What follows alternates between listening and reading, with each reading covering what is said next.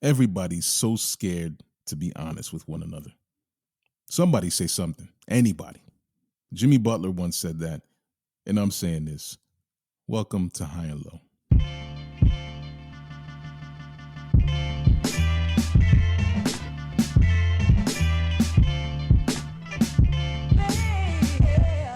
Good day and good night. Welcome to the High and Low Basketball Podcast. This is episode number 100. And Jimmy, or KG, or Embiid, or Duncan, aka episode number 121. See, 21 is a number that has been worn by so many iconic figures in basketball. But you know what? Let's let Jimmy have this one because we already had a spur last week. I'm sorry, Tim. Sorry. That's number Jimmy 5 right there. Top 5. Is he? Is he? More on that later, maybe. Jimmy Butler, listen, this is a guy who's accomplished many things outside of getting a ring. But his public humiliation of the Minnesota Timberwolves back in 2019 definitely stands out as one of the most incredible and inspiring moments in recent history. The man wanted out of a toxic situation and used toxicity to kill any chance of extending his time in Minneapolis. I'm like, that's okay. If that's the approach you want to take, all right, that's fine. Flanked by third string practice players, he beat up on the Wolves starters in scrimmages during an infamous practice. Huge PR L for the Timberwolves.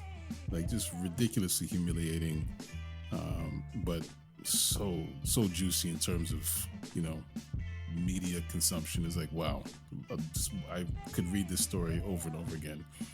But nowadays, Jimmy Butler is enjoying that Miami life, getting ready for the upcoming season while sporting dread extensions that will most likely disappear when Pat Riley walks past him in the halls of the FTX arena.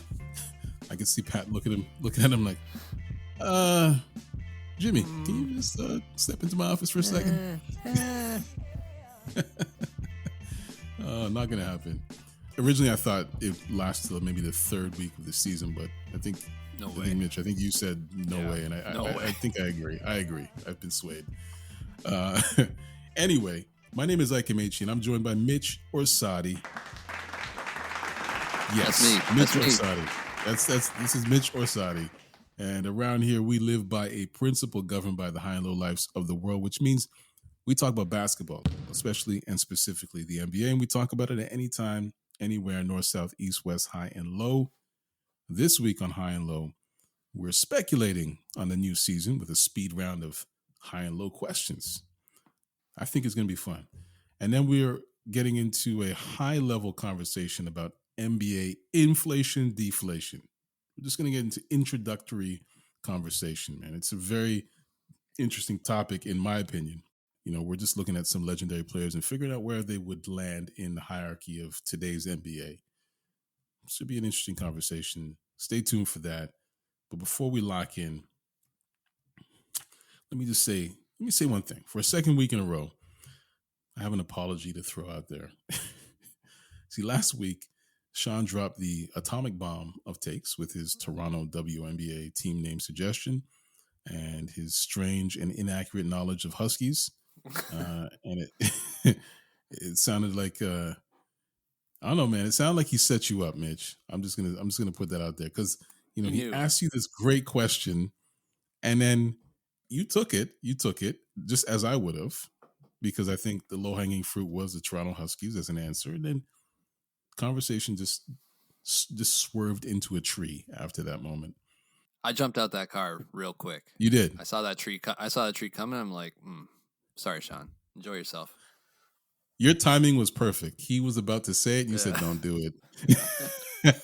and then he dropped it. I was like, "Oh boy!" Then he let it ring off. I heard it from a friend of mine this week. Heard it, but read it. Sent me a text, and was like, "Yeah. What's wrong with your friend?" What did he say? Fair question. It was bleeped, but I think you can assume what he said. And and this friend of mine assumed what he said. She wasn't quite sure. She needed me to confirm, and I was like, you know what? I'll just issue an apology. You could take it from there. So this Anyway, is a on behalf of apology here. on behalf of, because I know he won't. So, how's your week been, man? Oh boy. Well, my son started kindergarten this week, which is, I described it the other day. It's like you have a kid. It's like time flies by, but it takes forever. It's like the longest blink. I feel like he was born, and then I shut my eyes for like a short amount of time that felt like forever, and now he's in kindergarten.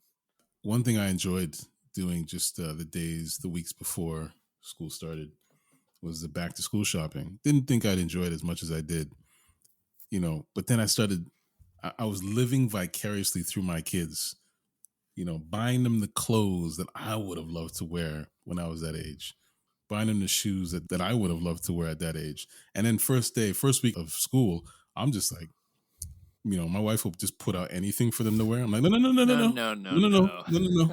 Come on. Let's lay out the outfits. This is what he needs to wear today. Okay. Tomorrow, the day after, let me lay these out. The socks have to match the t-shirt. Okay. Let's change the laces on the shoes. Make sure he's wearing these shoes on this day. He needs to wear this color windbreaker with these pants. I was just getting a little too excited. I had to stop myself.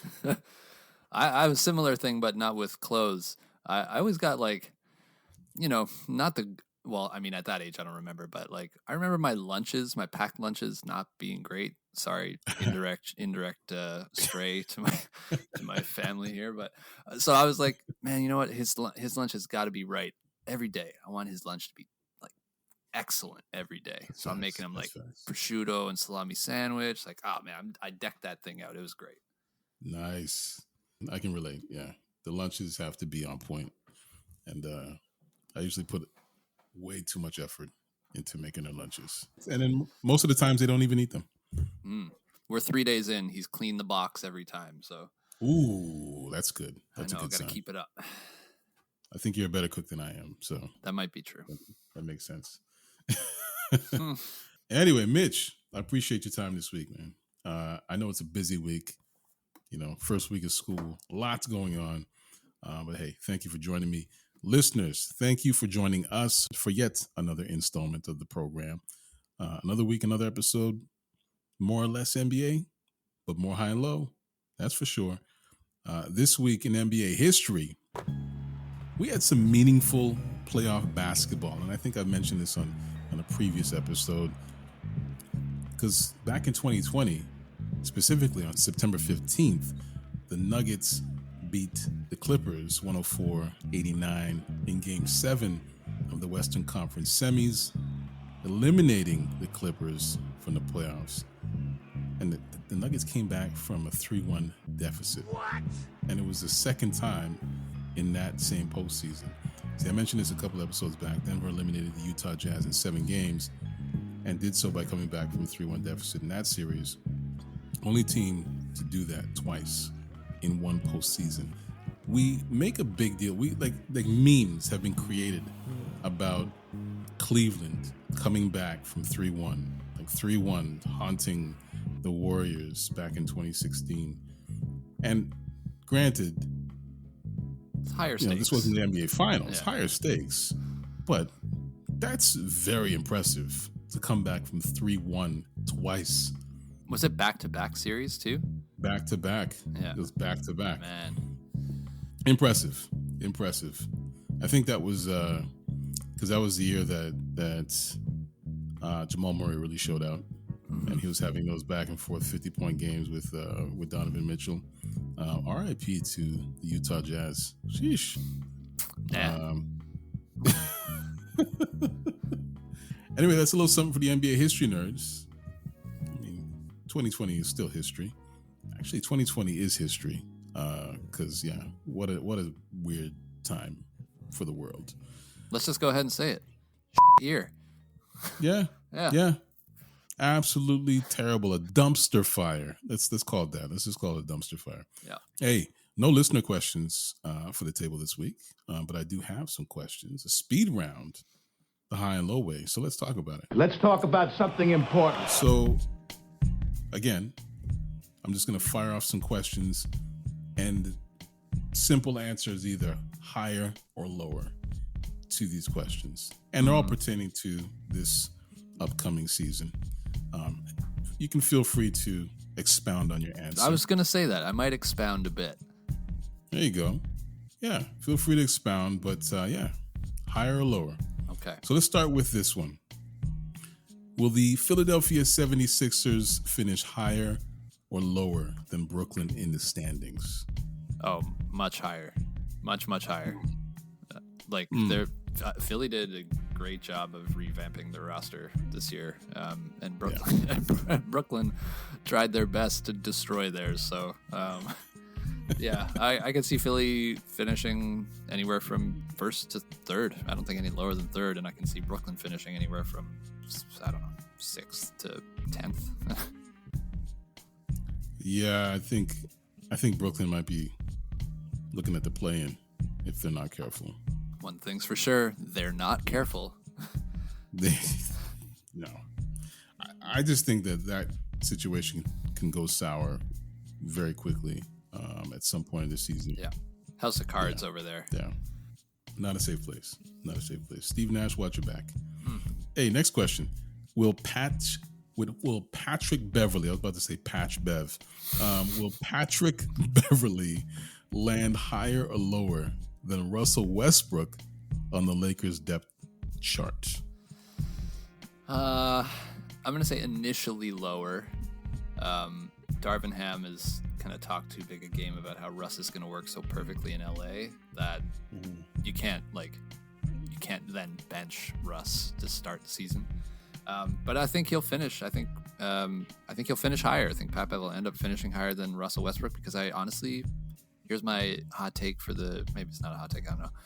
I don't see him finishing the season a Laker. Boom, bam, bop, bada bop, boom. I think he gets bought out. I think he gets bought out, mid-season buyout. Wow. Because everything's going to be going so poorly, and LeBron will be so fed up, and there'll be some player he wants to be like a trade. Yeah, you're going to go get these players, cut Russ, get him off the cap, and then good to go. Wow. So he won't even be on the depth chart. That's how low he's going to be. That's a hot take. That's a scorching take. We'll see. Yeah. I mean, I can easily see a situation in which Patrick Beverly starts for the Lakers. I mean, even how soon? Even before, I'd say maybe 20 games into the season. That might be right. Just the leash is short for Russ this season, I would presume. Yeah. And I think it also depends on LeBron and AD. I mean, what are we going to see from AD this year? What version? I think those two guys are capable of hiding a bit of the deficiencies that you could see coming from Russell Westbrook. But if they're not playing at an optimal level, I think they just leave Russ completely exposed, and it'll show in the standings. And then boom, I think to your point, I think Russ will find himself either at the off the depth chart or definitely below Patrick Beverly. I think, I don't know how much of that is on LeBron. I think he does as much as his old man body can do. It's AD, right? Like, we were chatting about this in the Discord, Steven and I.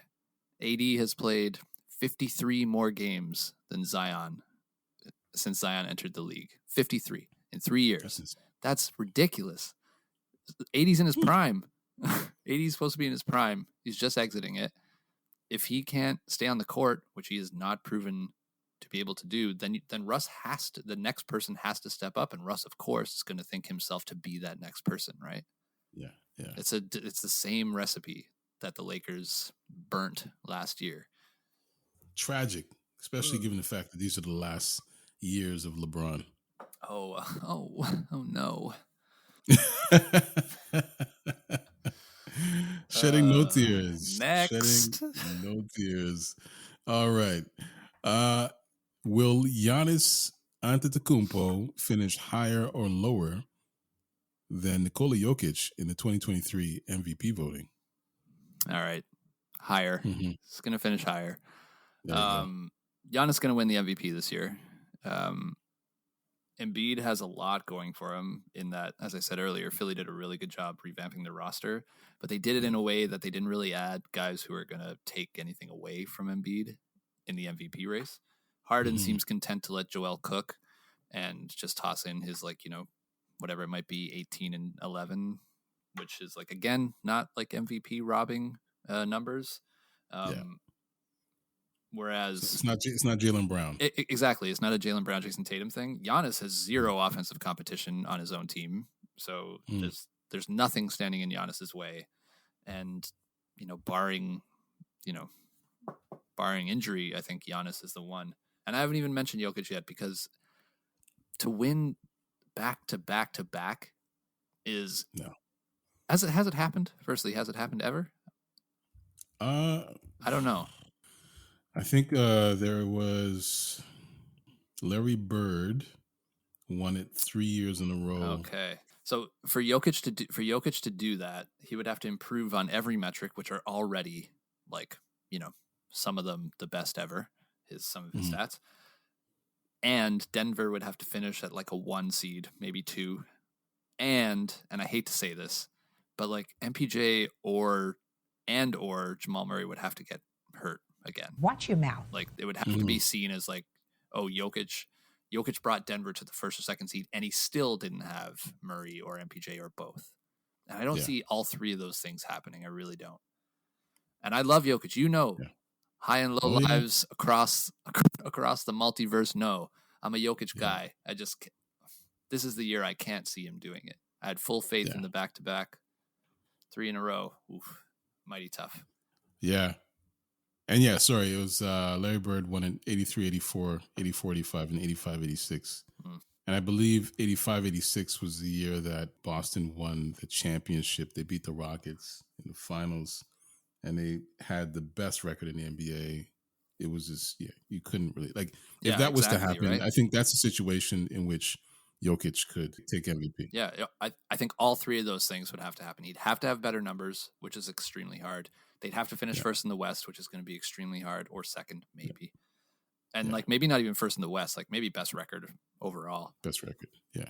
And, he's going to have going against him that, oh, now MPJ and Murray are back, so that's why Denver is extra amount better. Yes. So 1 or 2 of those guys would have to get hurt also. Yeah. That's tough. That's a stack. That's a big stack against. The deck is stacked. Oh my goodness. And for the record, Wilt Chamberlain and Bill Russell are the only other players to go back to back to back. Here's the thing, though, before we move on.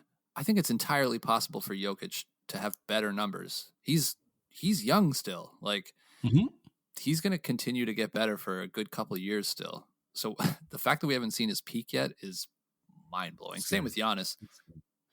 It's just we're so lucky right now. We've got such a wide gap of extreme talent. It's awesome. Oh yeah. This conversation that we're going to have in the next segment, I was looking at PER numbers just as an example, and just looking at Giannis, Jokic, and Embiid. Yeah, they had like 3 of the highest ever. Like, insane. In one season. At the same time. Yeah. Like, we are lucky. We're very fortunate. People, high and low lives, please. I hope you're enjoying this. Soak it up. Yeah. It will not last forever. One last one for you. Are LeBron James' chances of winning another title higher or lower than Steph Curry's chances? It's a good one. I mean, obviously lower, man. God, I remember I read that question and I laughed. I honestly wish I could show you my notes. It's just H's and A's across the page, man. Oh gosh, infinitely lower. It's tragic. It's tragic, but not really. But it's tragic. Listen, as a person who I obviously I value what LeBron has brought to the game. I think he's had an super super awesome career. But there's always been something that I haven't enjoyed about watching LeBron play, and I kind of touched on this at the earlier part. I'm not going to be sad when he's gone. To be honest, I've been counting down the days for this guy's prime to end. Like, stop averaging 30 points a game. You're 39. Cut it out. It's like, stop being so good. Enough. We don't want it, man. Enough with you. I'm over it. How are you going to feel when he surpasses Kareem? I don't care about that, to be honest. That's a longevity thing. Good for him. But it's just, I think the way it galvanizes the LeBron stands of the world. I know. Oh, that's the tougher part of this. That's true. That's a good point. That's another friggin' thing for LeBron stands. Well, he scored the most points ever. I'm like, okay, good. Yeah. Good for you. I use that in my Kobe retorts also. You missed the most shots ever. How about that? Let's not go there. Don't get me started. We're talking about LeBron. Let's leave Kobe out of this. Truth be told, wait. I have one more Kobe mention.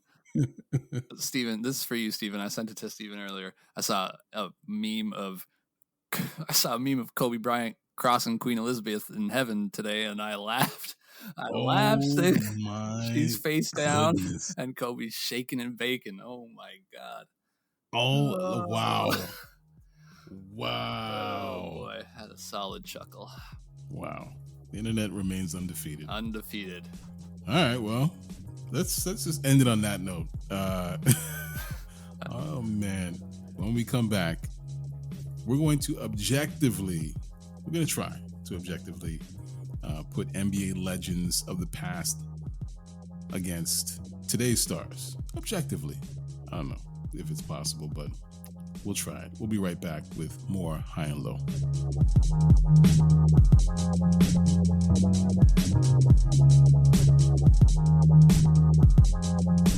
This episode of the High and Low Basketball Podcast is brought to you by Night Sleep Cushions by the Steph Curry 3-Point Company. Nighty-night, buddy. And Russell Westbrook and John Wall's House of Mirrors.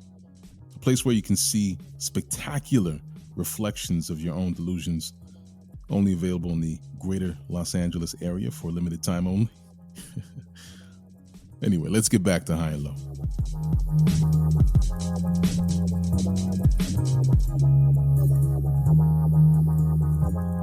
And we are back. I'm Ike Amaechi, and I'm here with Mitch Orsatti. So, listen, around here we like to compare players. That's just kind of our thing, you know. But it gets challenging when considering the eras. The difference in pays, rules, the number of teams, the length of season, the size and athleticism of the players. There's so many variables to consider, which is why it's not easy. It's not as easy as just comparing stats.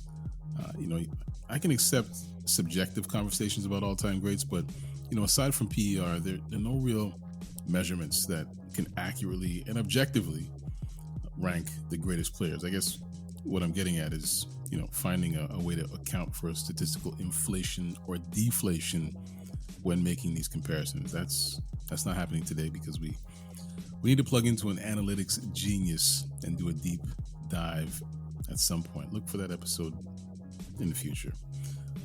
For now, let's just try to be as objective as possible. Respectfully, I feel like it's possible given the current company. Respectfully. Oh, man. I will say this: in the case of Michael Jordan, the praise is universal, and Jordan's prime years aren't so distant that the stats in the competition aren't somewhat irrelevant. I just feel like number one with a bullet, it would have been too easy. But then again, I think Jordan's prime was kind of falls after that. The parameters that we've kind of set here. Anyway, we just want to choose 3 players from the NBA's 75 greatest. Just an easy way of looking at it. And players who were in their prime prior to 1990. And how would you rank each of these players among today's top stars. So looking at, like, for me, I think if I'm looking at the top 10 players and in no particular order, I would have Giannis, Jokic, Curry, Embiid, KD, LeBron, Luka. I got Tatum in there. I still have Harden. Interesting. I'm not looking at last season or the season before that, but the upcoming season, I feel like Booker will be a top 10 guy. So I'm just looking at those. You tell me your top 10. No MPJ? Sorry. No, my top 10 is similar. My top 10 is similar until we get to 10. Remind me, I forget already. Who did you have in that 10th spot? Harden. I had Harden. Yeah. Yeah, no, I think there's a bunch of guys ahead of him for me. I take Butler ahead of Harden. If I'm being completely honest with you, and 100% homer, I'm taking Pascal ahead of Harden there. And I'm basing that purely on the last 3 to 4 months that Pascal put up, where he was absolutely a top 10 player. Yeah, and then it's then you're getting into nitty gritty, right? Booker's certainly. Trae Young, I think you can make an argument. Harden and Trae Young are probably similar in defense, in that they're both terrible. Yeah, I mean, it gets, I think once you get to top 15 and you get to top 20, you're splitting hairs, right? Like Cat, Gobert, it gets to be really, really tight.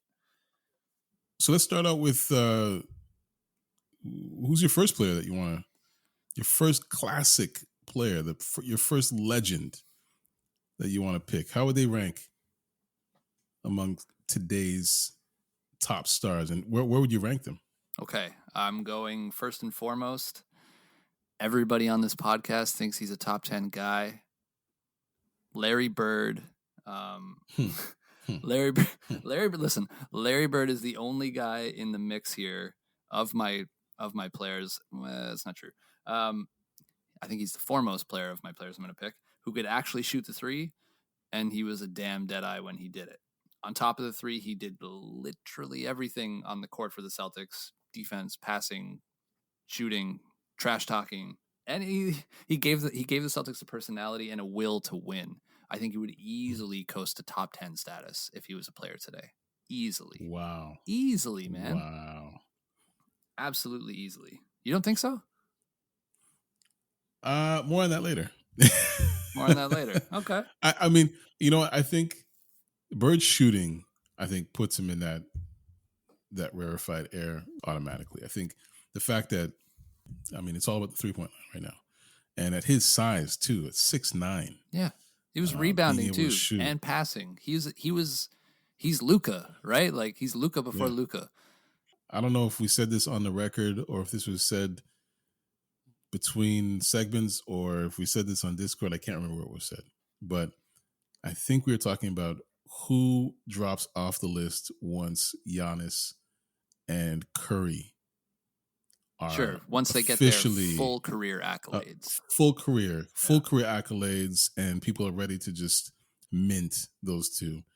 And, if they're to jump into that top 10, who's falling out of that top 10? And I believe Larry Bird's name was mentioned. Yeah, but out of the top 10, but you're putting him in today, there's a lot of guys in that top 10 that he's better than. For sure. Mm-hmm. For sure. Today's Harden? Come on. You take Larry Bird over today's Harden. Please tell me that. Where do you rank him? Now? Bird? Today? Yeah. Today. Peak Bird. Peak Bird. He's putting up near triple-double. I don't know. Top 6? Top 5? Top 6? Interesting. Okay. I like it. I'm gonna hear it. No, you probably will from not from me, but yeah, you probably will from some of the boys. My first one is Oscar Robertson. Peak, yeah. Big guard. Peak Oscar. Big guard, 6'5". Big guard even for that time. Distributor, scorer, rebounder, defender. Perfect for today's switch-heavy positionless basketball. And I looked at his greatest statistical season just to kind of get a sense of how how good peak Oscar was, and that was in 1963-64, where he averaged, his infamous 31.4 points per game, 11 assists a game, and then 9.9 rebounds per game. I mean, it's like, again, I think I mentioned this dozens of episodes ago. Give him the 0.1. Come on. NBA doesn't give anyone anything, especially at that time. But PER of 27.6, which would have been fourth last season behind Jokic, Giannis, and Embiid. And those guys were having all-time seasons last year. Mm. So where do you have him? Peak Oscar, well, definitely top 10. But I would have him sixth. I would have him sixth, just above LeBron and right behind Luka. Okay. Yeah. I'm not mad at that. I'm not mad at that. It's like you're talking essentially like peak Russ plus here. So I think there was a time. Well, he won the MVP, right? So I think there's definitely a time where Russ was a top 10 guy, and yeah, why not?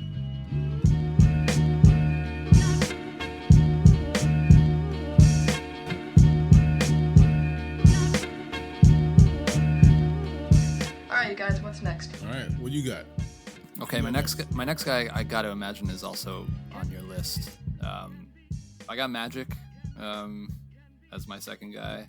He's on yours, okay. He'd have to develop a 3-point shot, which I don't think would be, out of his range.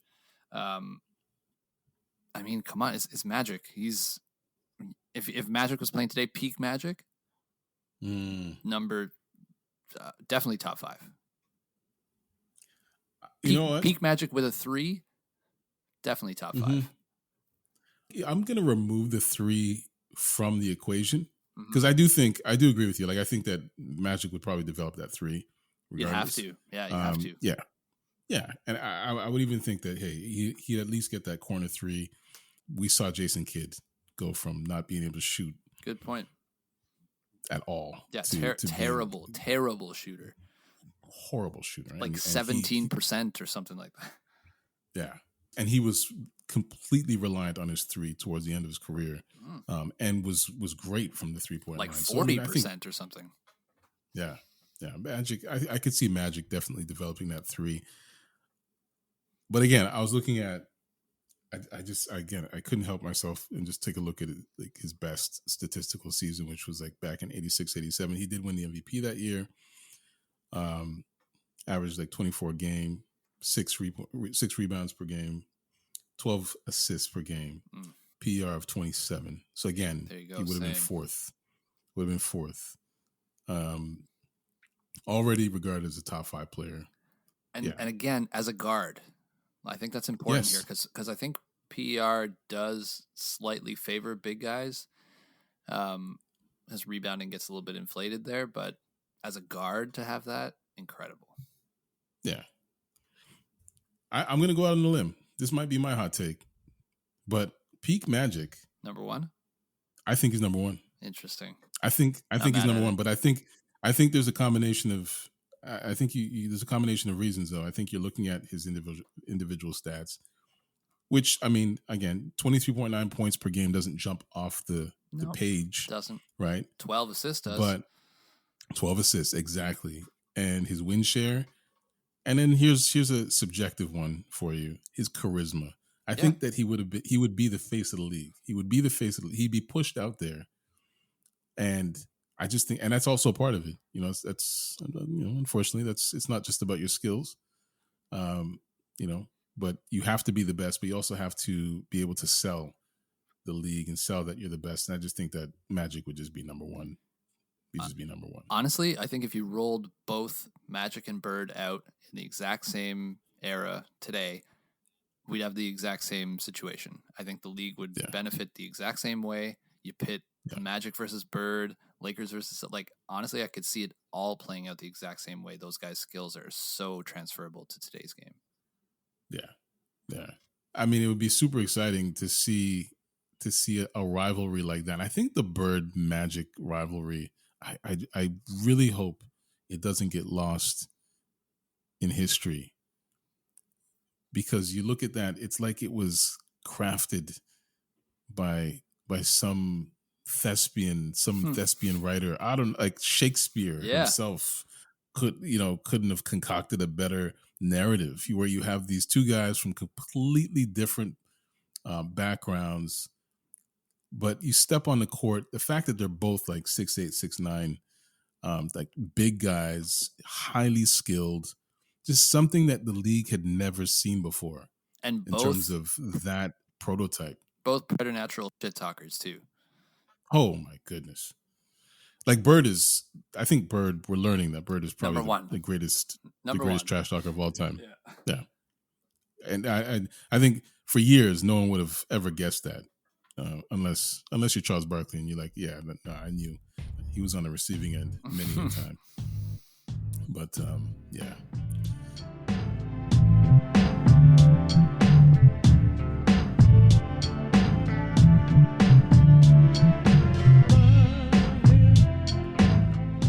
All right, you guys, what's next? Who's your third?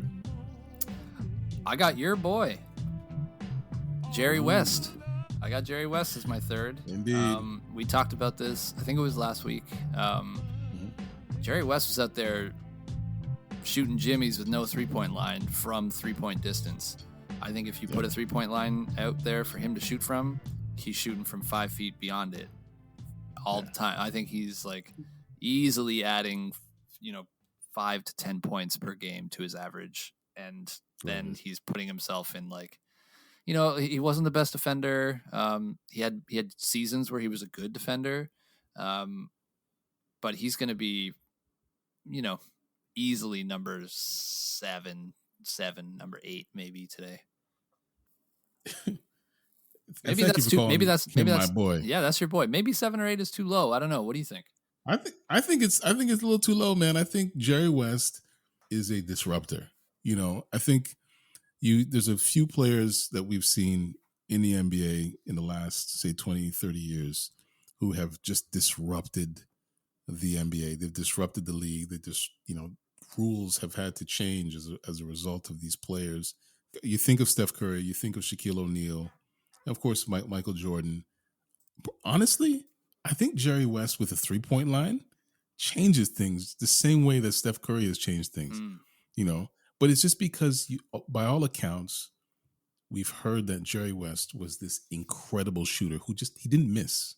When he's aware of the fact that you can actually get an additional point if he scores from this distance, I just think that, like you said it yourself, like you add like 5 to 10 points on his average. He averaged like 31 a game for easily for a few seasons without a 3-point line. And you add 5 to 10 points to that average, we're looking at, Michael Jordan has been in that territory, aside from Wilt, of course. Mm-hmm. Michael Jordan, James Harden, Kobe, of course. Can't forget Kobe. But I don't know. Jerry West, I think I got him at maybe 4. I just think that if you look at the numbers that he would put up, did he have enough MVP numbers? Did he have enough peripheral stats though? Blocks, assists, steals. Was he doing enough? Rebounds? See that tapered off towards the end of his career. Mm. He was a rebounder at the very beginning of his career. Like he averaged like what 7 or 8 rebounds, right? And it just tapered off. Like as his scoring went up, his rebounds kind of went down. That's he wasn't really doing much. That's why I have him at like the 7 or 8. I think you got to have. Right. I think you got to have everything to be in the top. Right. Okay. That's fair. I don't think he does too much for you at the defensive end. But I don't know. He'd be lighting it up, man. Goodness gracious! It would get into the conversation like, does it matter? Does it matter if he's averaging 38 points a game? Does it matter that he doesn't rebound or pass the ball? I don't know. Maybe not. No, that's exactly it. Like we've been there before, where we're just questioning whether or not it actually matters. I think when James Harden had that incredible season where he averaged like 35 a game, which I hated, and we're just like, Yeah, I mean, hey, it wasn't fun to watch. It wasn't. It wasn't at watching a all. guy go to this like 12, 13, 14, 15 free throws. Like, I don't know. And he'd be shooting them underhanded. It was Jerry West, right? Incredible. Hey, I'll take that. Me 7. too. I'll I'm say good with 7. 6. You'll say 6? 7. I'll go 6. Okay. I'll go 6. I'll sit at 7. I feel comfortable with that. All right. The last guy I have is Wilt Chamberlain. Let me just say this: Wilt is a cheat. Okay, it's a cheat. I acknowledge this. There was another name that I was going to bring into the fray, but I decided at the last second. I'm like, let me just like Wilt. It's Wilt. Let's just play around with his stats. Statistically, you can't. He could easily fall into that top spot. You can't, Number man. 1. I don't know if you can take those stats. Oh my God. Well, it's just like, I mean, the guy's best season, he averaged 50 points 30? a game, 25 rebounds hell, a game. Man. It's insane. It's like, 31.7 PER. I mean, insane. Yeah. And that his PER puts him. It was the best, right? It was the best. Yeah. And that was eclipsed by Giannis and Jokic. So he would have only been, he would have been third if it was last year. And again, we have to consider the competition at that time. You have to. Absolutely, you have to. You have to. But I just think this, okay, this is the sole reason why I'm bringing up Wilt Chamberlain. If Wilt played today, he would be Giannis Antetokounmpo. I kid you not. He would be Giannis fast enough Antetokounmpo. Yes, based on his athleticism, because it's known that Wilt Chamberlain was an exceptional athlete, like a high jumper, long jumper. Apparently his 40 was one of the fastest that people had seen. But he was an overall athlete, so it wasn't just about his length or his height. He had a vertical, and I just think that you put him in today's game, in today's league, I just feel like he would adapt and grow into what Giannis has become, the same way Giannis has adapted and grown into who he is today. Giannis was not this player when he first entered the league. Not even close. Not even close. Not even close. Like, I don't think anyone projected Giannis turning into this player that he is today. Just Masai. He wanted him so bad. There's a great clip of Masai angling to try to trade up in the draft that Giannis got drafted. Nobody took it, and Masai was beat up. Famously, he knew.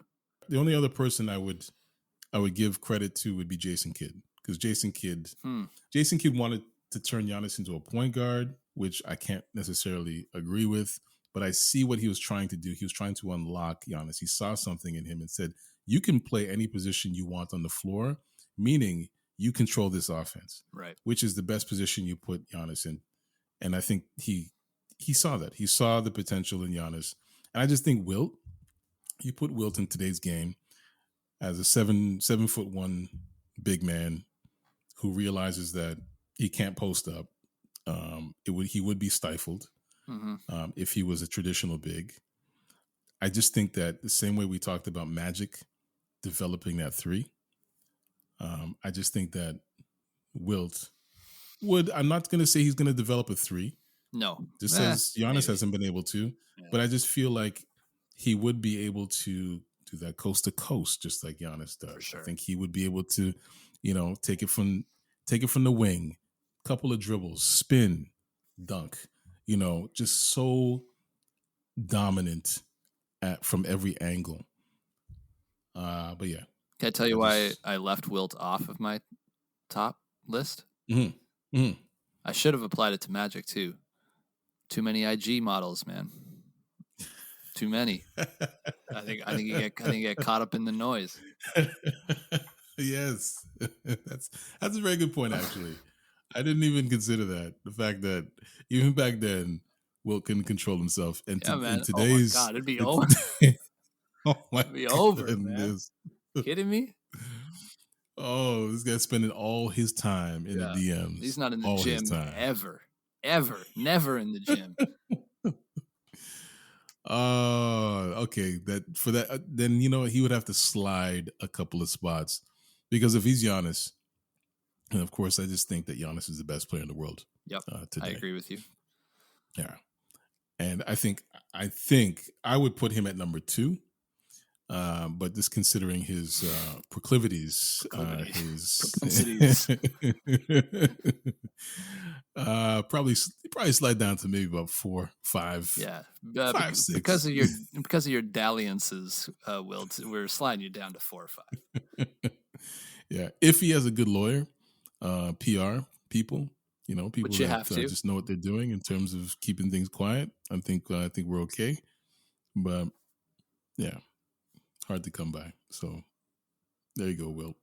All right, man. Hey, I like where we landed. I'm gonna be curious to hear the responses from the other guys about Larry Bird, to be honest with you. It's not gonna be good for me, but I don't care. I stand by everything I say. There you go. That's what I wanted to hear. You stand by it. Double down. All right. Why the fuck I can't shoot 3-point shots? That brings us to the end of this episode of High and Low. Thank you, Mitch. Fantastic, man. Fantastic conversation. Thanks very much. Had a great time. Hey, man. Considering the company, respectfully, this was the best. This is the best possible conversation that we could have with this topic. I think it would have went in very different directions. Horrible directions. Terrible directions. All right. Anyway, subscribe to High and Low anywhere you find podcasts and make us a part of that weekly routine. You know where to find us. We're on Instagram, TikTok, Twitter, YouTube. The links are all in the show notes. So where can listeners find you, Mitch? Oh, you can find me over on Twitter at Thirsty Villain, and the Raptors season is ramping up. So too will my writing over at Raptors HQ. I'll be putting out some little preseason nuggets, player reviews, etc., etc. Find me over there. All right, and send me the link. I'll leave the links in the show notes. Yeah, man, we'll do for those. Yeah, that'd be good. And hey, once again, music is by Live, the Enjoy Music Group. You can find Live on Twitter and on Instagram at LYVE. Additional music by Sonny Rockwell of The Goodness. You can't find that guy anywhere. Sound design is by Vonn+August. This is a Vonn+Abrahamm podcast, just in case you didn't know. So on behalf of Mitch Orsatti and respectfully, the people who are not here, which made this a damn good episode, I tell you that. I'm just kidding. I'm Ike Amaechi. Thank you for listening to High and Low. We'll see you next week. Hugo, trash. Steven, trash. Sean, trash. Fight me. What up?